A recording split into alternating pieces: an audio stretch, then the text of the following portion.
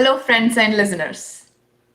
We are proud to present today's guest, Dr. Dennis Brylow. He has earned a PhD in computer science from Purdue University in Indiana.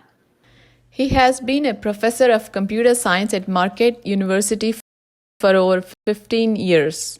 He advocates for project based learning through classes focusing on programming languages, small operating systems, and more.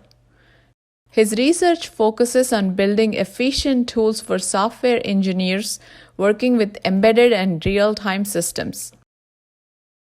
In the past decade, he has been the principal investigator on over 5 million of extramural grant funding from organizations such as the National Science Foundation, Cisco, Intel, Google, and more.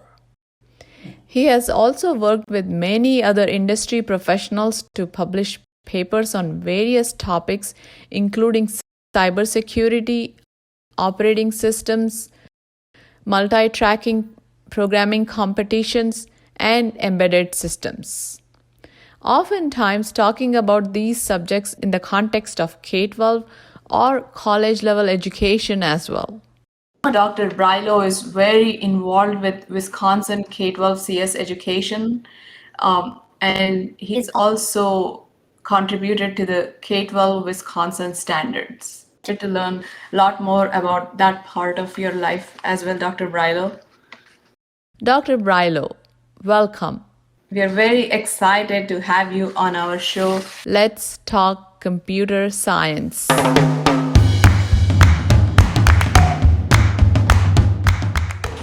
Thank you, Sandy. It's a pleasure to be here, and thank you for the very nice introduction.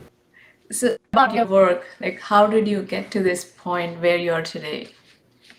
Well, I was very fortunate, lucky really, to go to the right public school district that happened to have early exposure to computer science. So I started learning Apple logo on the Apple IIe in the third grade, and had follow-up computer science experiences all through elementary school into middle school. And when I got to high school, I was in the first group to take an actual computer science course, and I was the first student at my high school to take an advanced placement computer science exam. Looking back, I can see what an important impact that had on me and the choices that I made later. When I was applying to colleges and thinking about majors and ultimately going on to graduate school, those foundational experiences were critically important for me to choose the pathway that I have. But when I finished my doctorate in computer science, I had the opportunity to get involved immediately with workshops that at the time Purdue was running down in Indiana for teachers throughout the state to come to these summer sessions and learn about computer science and how to integrate it into their math classes. And I was involved with that effort for about 5 years, even after I came back to Wisconsin and started at Marquette. But when I got to Marquette, we were in the middle of, well, the whole nation was in the middle of this huge trough of enrollment at college level computer science programs.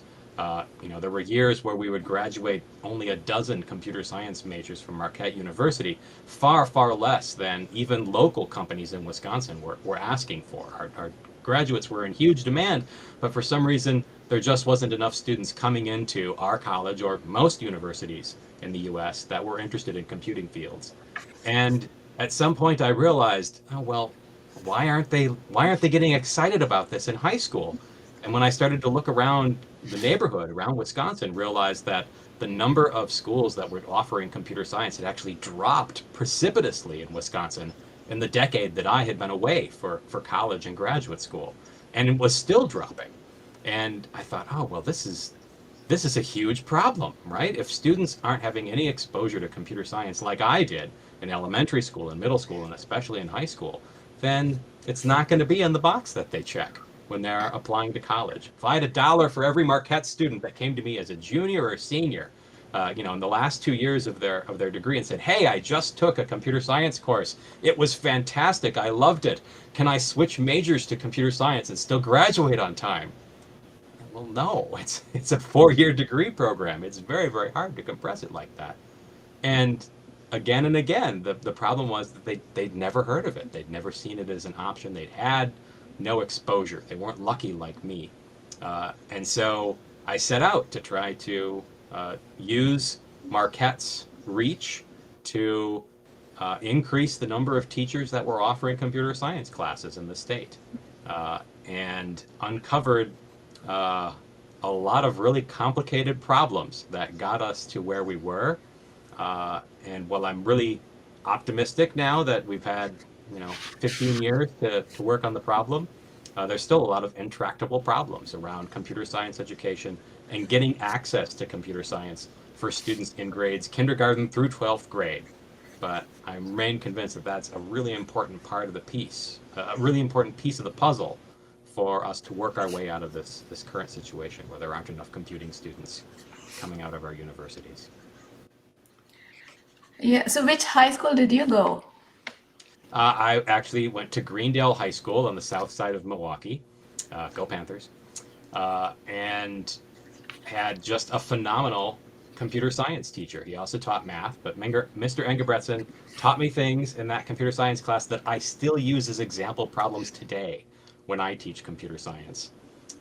And so I was very fortunate to have a whole series of really, really talented, inspiring computer science teachers, Mr. Hackbarth and Mr. Cumbier, that made sure that we were seeing these tools and could start to see ourselves using them in a productive way.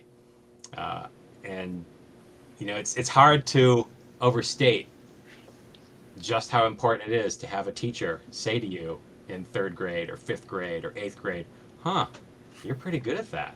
You should think about, studying that more, right? When you're dealing with something as complex and intimidating and as rapidly changing as computer science. So I give a lot of credit to my school district for having had the foresight to have those resources in place where I could have access to them. You're saying such amazing things. So, why do you think? I mean, there are more jobs in computer science, but then why did schools reduce the number of classes teaching computer science?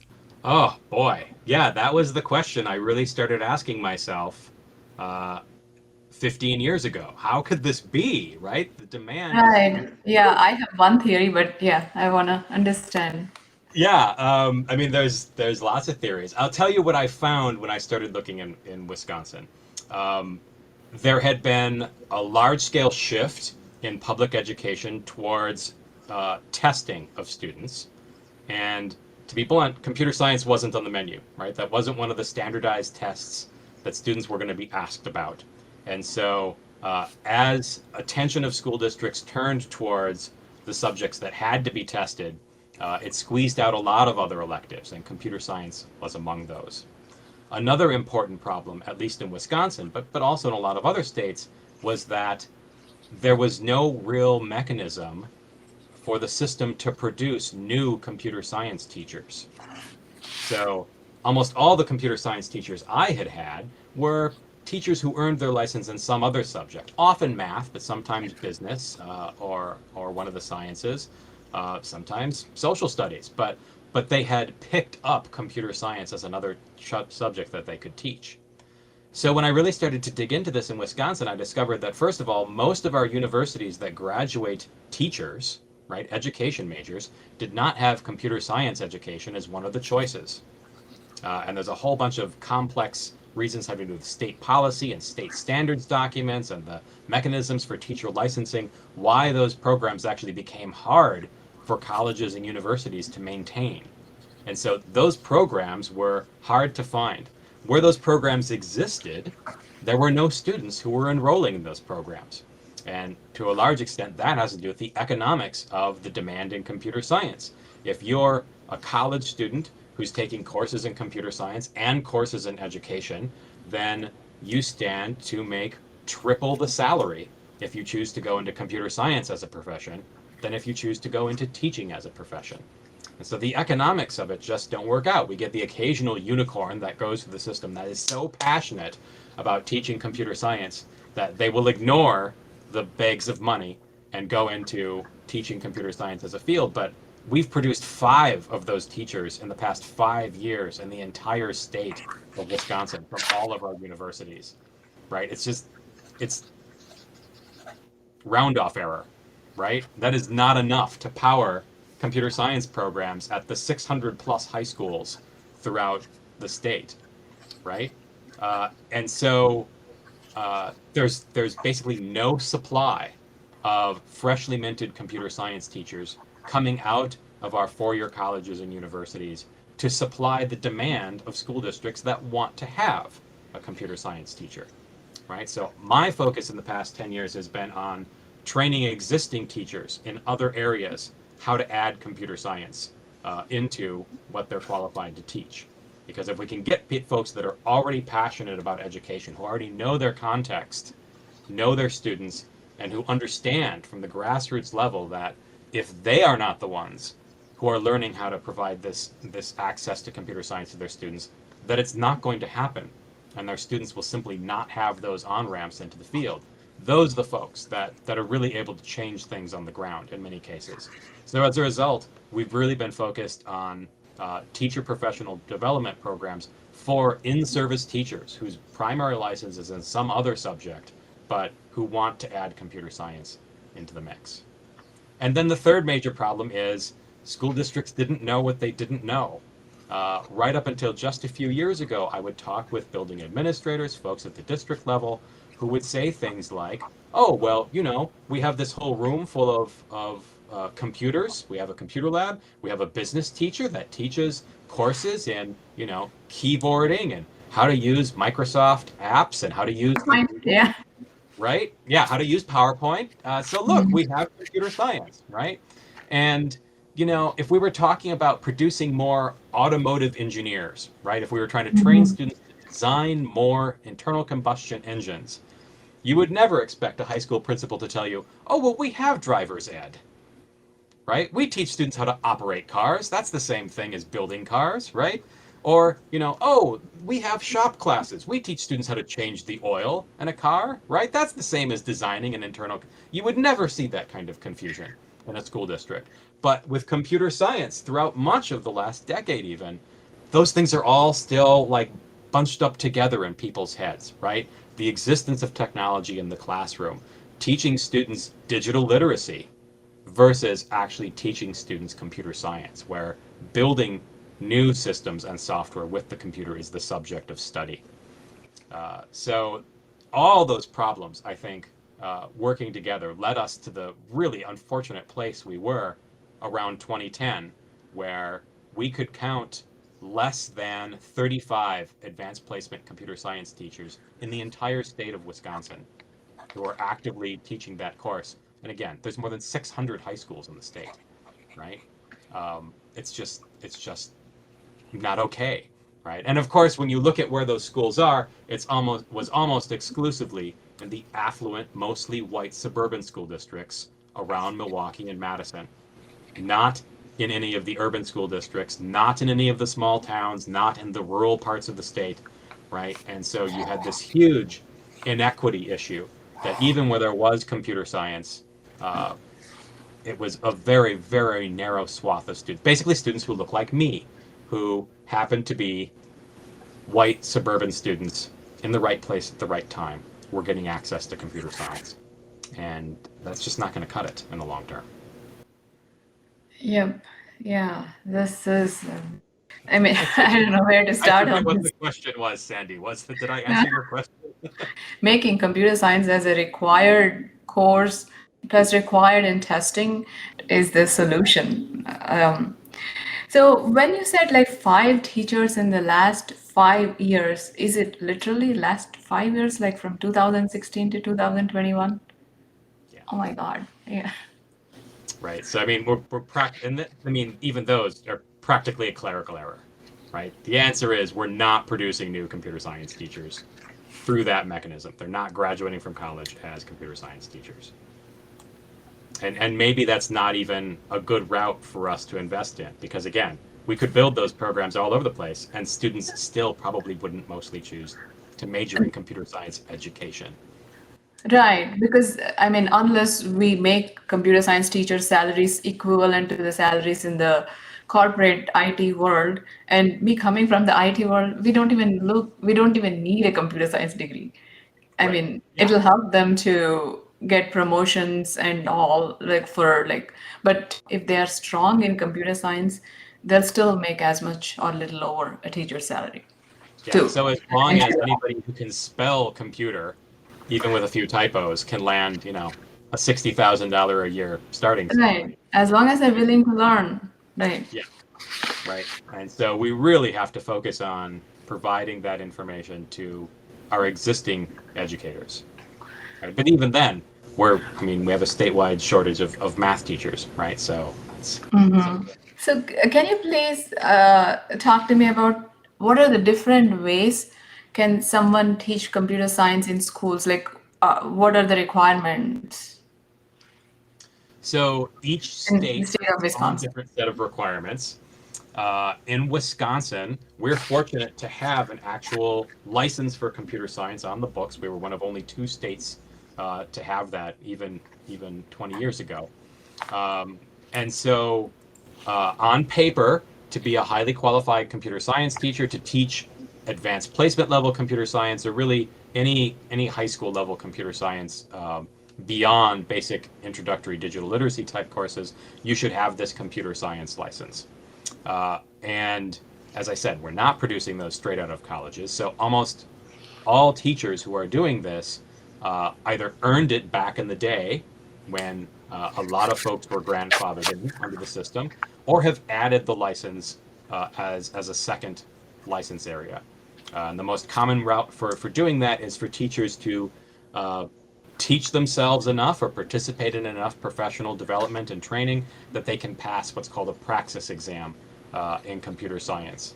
And if they can pass that exam, then the state grants them their license to be able to teach computer science. Is that what you meant? How do people get their license?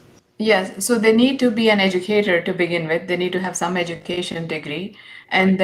and then they could prepare for this license exam, and that's how they can become a computer science certified teacher in the Yeah. state of Wisconsin. In Wisconsin, as in a lot of other states, it's much easier for a professional teacher who already has a license in some other field to become a computer science teacher than it is for a computer scientist with no educational background to become a teacher in anything. That's like the hardest route. And we do get folks that ask us about that. They've spent time in industry, they've had fun, they're ready to give back in some way, they want to try teaching out. That's still a surprisingly hard route to go through without having to go back and actually take, a couple years of college level education courses, basically to earn that initial teacher licensure. But that's true in a lot of other states as well. It's difficult to become a teacher just based on industrial experience, and I don't think that's entirely wrong. That there is quite a lot to child Teacher. psychology and classroom management and pedagogy and actually being an effective classroom teacher that goes way beyond the content knowledge of how to Yes. write programs in a particular programming language per se. So I Yep. don't necessarily disagree with that requirement from the state, but it is a big barrier when we do have computer scientists, people from industry that want to get into teaching. That's not a very easy route to go. Right. Yeah. It does make sense. Like, I mean, it is about the teacher engagement more than the how much of an expert the teacher is in that subject. Yeah. Right. Like I remember I learned a lot more in the classes where the teacher cared about me, was more engaging. I had no clue how much the teacher knew. Yeah. Right. And that's so it's there's lots of partnerships that work out more effectively. And so, for example, Microsoft Philanthropy's TEALS program helps pair computer scientists with industry jobs with existing classroom teachers so that they can team teach computer science courses at the high school level. And so the classroom teacher learns some computer science from the computer scientist. The computer scientist learns something about teaching from the educator. And over time, those kinds of partnerships are actually proving to be really, really, really valuable. So I don't want your listeners to think that people who are interested in this problem and who have deep computer science knowledge shouldn't get involved in education. They absolutely should, and there's lots of routes for them to do so. Right, totally agree. So what's the other state that has the same similar kind of requirement? Historically, Arizona was the other state that had a computer science license for high school teachers. Now, this is probably no longer the case. A lot has changed in the past 5 years, but to pick on Indiana, where I went to graduate school, for many, many years, to be a computer science teacher, you had to have a license in business education, and you weren't necessarily required to know anything about computer science, right? And again, it goes back to, the business teacher used to work in the room with all the typewriters, and we replaced all the typewriters with computers. Ta-da, they must be the computer science teacher, right? So a lot of states had these sort of contradictory or nonsensical requirements for computer science teachers. Florida, as we used to say, had this set of requirements that was literally impossible to meet, right? So they had something on the books, but no computer science teacher ever actually made the process.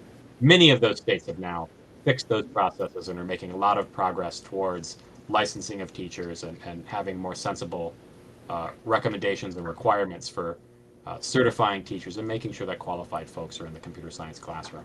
But there's a lot of others that states that are still working towards the problem. It's not something that there's a broad national consensus on, unlike becoming a teacher of mathematics or a teacher of English or of history, right? Most of these other subjects, it's very well understood what those teachers' backgrounds should be. Your license translates very easily across state lines.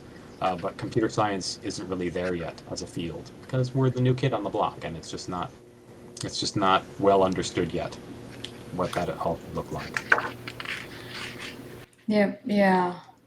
So do you ever think like there will be a day where the government makes computer science as a requirement for all grades and put it as part of the test? We're already starting to see that in particular locales, right? So New York City and Chicago as a city both have implemented far-reaching computer science requirements. In Chicago, is required to have taken at least one computer science course. And so now the question is, can they pull that off, right? It's great to set the requirement and to write it down and say we're going to have this, but then you need to actually have these classes at every single high school and find ways for every student to be able to get them. And so at many points over the past 15 years, we've seen Chicago take a step forward, and then Milwaukee or other parts of Wisconsin will follow a couple years behind them. So that might be where we're headed as well. It would be a very exciting problem to have for me if suddenly the state or even a large school district like Milwaukee declared that we were going to have this requirement. I think there would be a mad scramble to assemble new teachers and get new curriculum in place. So in the meantime, I'm busy trying to build up that capacity so that if that magical, some fairy waves their wand and makes that happen all of a sudden, that we would actually be prepared to try to meet that challenge. So that's my goal. Yep. And how are you doing that? So right now we're working on this multi-million-dollar National Science Foundation project to try to build up the existing computer science pathways in Milwaukee public schools. So Milwaukee's our largest, most diverse school district, 76,000 some school children, almost 200 school buildings. And there are lots of bright spots where computer science is happening at various elementary, middle school, and high school buildings. We've been working with Milwaukee Public Schools to provide professional development for in-service teachers for more than 7 years now. And at this point, we've got a few hundred teachers that have been trained up in various curriculum. But those bright spots aren't well connected to each other. So for individual students to kind of make their way through a coherent computer science curriculum from kindergarten through 12th grade is still mostly a matter of just luck. And it's really hard to scale those up because what works in one part of the city or in one particular school building doesn't necessarily work well in other school buildings. MPS is a good example of an urban school district with many, many other constraints and challenges facing them. And so there's just a lot of work to get administrators on board, to figure out how we can help them reach their other goals with regards to testing and literacy and engagement. while also providing access to computer science for hopefully all school children that are in the district. And so there's that effort from the National Science Foundation. There's also a multi-million-dollar Department of Education grant that we're working with our partners in the state of Connecticut, as it turns out, one of my counterparts in Connecticut, working with a specific small group of 30 elementary schools spread between Milwaukee and cities in Connecticut over a 5-year effort to really integrate computer science into those buildings across the grade levels. So the bottom line is these are experiments, right? These are large-scale interventions that include a significant research study to see if it actually impacts what teachers are doing, what students are learning, what students go on to do as a result of it. Unfortunately, we don't really know, right? Computer science isn't really embedded properly in the K-12 pathway almost anywhere.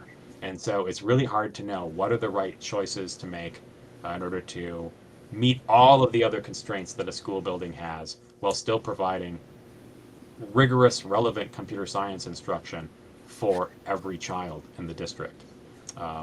We don't know the answer yet, but we're trying lots of different things, trying to learn from places where there's been progress, trying to build on our own success in the places where we've been successful in Milwaukee Public Schools and in many other parts of the state, and try to shore up those pathways and build capacity within the district to be able to weather the rapid changes that happen in computer science, right? That's the other problem is as soon as you get everything all set, everything changes. And 3 years from Right. now, the tools are going to be all All the different. tools are different. Yeah. Yeah, right. And so, how do you build into the system the capacity to bend and not break as those changes come along, right? It's a huge design problem. So the systems researcher in me finds this very exciting. While at the same time, it's all kind of discouraging, but we're making good progress, I think. So I have two questions. So what are the current resources and what are the ideal resources that are needed for schools to teach CS? Okay, ideal resources for teachers to teach computer science. Well, I think one of the first things that I have learned in this process has been that there's no silver bullet. There's no one size solution that fits everybody, right? At the high school level, dedicated computer science courses are really the way to go. We want students to be able to have, a full semester length or year length experience learning what it's like to be able to build something using computer systems, right? That usually means programming, right? Building software.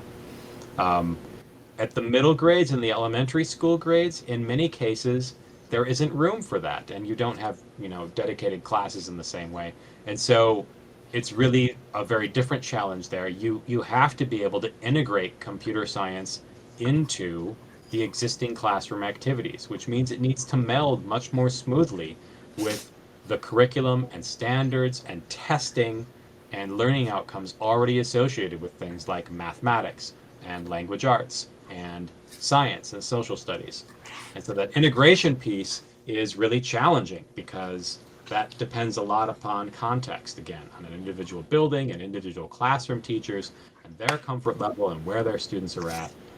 So trying to find resources that enable that kind of high quality integration is a real challenge. And then there's also a whole set of professional skills that we need to provide to teachers for them to be able to make good lesson planning decisions that will allow them to still meet those existing benchmark goals, but also integrate in good computer science experiences. So in most cases, it's really hard to make the case for here's a curriculum. Here is, 20 hours of instruction. All you need to do is fit this into your day, right? Because most elementary school teachers will laugh at you if that's what you're trying to convince them to do. We really need to find ways to partner with those existing classroom teachers. They are the experts in what their students' day already looks like, what it is that they're already trying to teach those students. And so part of this 5-year project that I'm excited about with the Department of Education is really getting at a process for engaging teachers and helping us to co-design curricular tools that they will be able to integrate in that way. Because if there's one thing that isn't going to work, it's some fancy PhD from the university knocking on the door and saying, here it is, take this, it'll be great, trust me. It's not going to work like that. Thank you. This is lot of extremely good information. Thank you so much. I mean, this will take like 2-3 years to read everything and get to this information. This is very good information. Well, thank you. I hope all of our listeners listen to this and reshare, especially the Wisconsin state. Right? There's so much information in this. Anything else that you would like to add, Dr. Brylow? I would just add that the one thing that really, so I've spent most of this session talking about problems, right? Challenges, things that make this really difficult. If there's one thing that gives me hope through all of this, it's how fundamentally the conversation has changed over the past 5 years, even, with teachers and with administrators and with school district level personnel. The conversations that we're having now are fundamentally different from 5 years ago, when again, I was talking with a lot of people that just didn't even know what computer science was, or if they did, didn't believe that all of their students needed access, didn't know how they could possibly accomplish that. And I think there's been a huge sea change in the US and even in Wisconsin, that we're no longer stuck at those beginning stages of the conversation. And now many teachers and districts are asking, not do we need computer science, but how can we get computer science to our students? And so we're having much more fruitful and substantive discussions with school districts about what they need and what Marquette can provide and the resources that are out there. It is no longer the case that there aren't enough good curriculum resources out there. There's tons of excellent, high-quality curriculum that's available for many providers. Google and Code.org and Rex Academy and Khan Academy and many others. The problem is now there's too many resources, and teachers have a real challenge on their hands selecting the ones that will fit their context and their students and melding them into some kind of coherent pathway. But that's an exciting conversation to be having with school districts and helping them try to work through that process, helping the state try to come up with a comprehensive plan for all the regional CISAs to be having those conversations in all corners of the state. We're at a very different place than where we were just a few years ago. And it brings up a whole new set of exciting problems, but I'd much rather have these problems than be where we were 5 years back. So I remain very optimistic about the future of computer science in K-12 in Wisconsin and across the country. Yep, that is really amazing. In 5 years, if we made this much progress, like we have a lot of resources available now. It's just a matter of... Yeah, now we just need to get to work and actually get it in there, right? But it pays off when we do, right? Yep. And Yes. we are seeing the impacts on students who are now in my university classrooms because they had these amazing introductory experiences in high school and middle school, even in grade school. And that pipeline is getting bigger and it's getting more diverse, both in terms of gender and in terms of race. And that's all evidence that we're having an impact, that it's working, right? It can work, and it's going to continue to work. And now we just need to continue to close those gaps. Thank you so much for your time, Dr. Brylow. This is very informational and very interesting, and I've learned a lot. Thank you. Thanks a lot. Thank you for having me, Sandy. It was a pleasure.